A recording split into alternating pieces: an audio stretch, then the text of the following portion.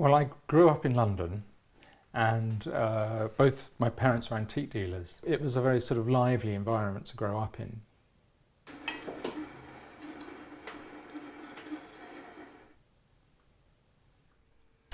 I would say that I help to create a three-dimensional environment where something takes place, be it a fashion show or a photo shoot.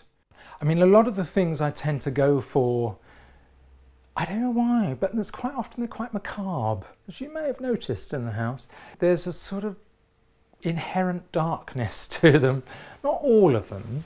That level of unknown, the fantasy element's really, really important. So you call me a fantasist, I suppose.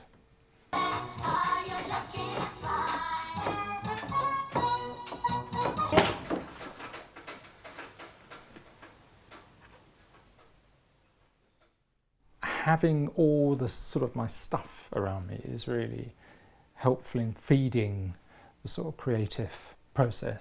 If I was sort of stuck in a white box, it would just kill me completely. Lots of props end up here. They just come.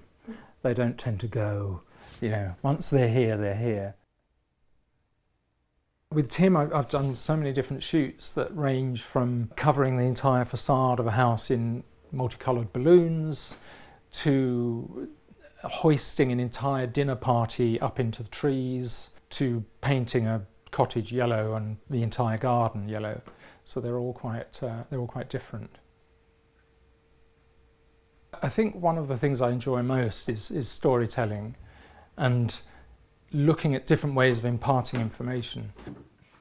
I can see a line from when I started doing early jewellery pieces through to working with fashion designers, coming up with an idea based around the collection, and up through working with photographers, particularly like Tim, whose work is very story-based, and now through to the museum, which is all about storytelling. And it's something that I'm so passionate about. I've always had a love of museums and objects and the relationship between objects and the stories they tell and all that sort of thing.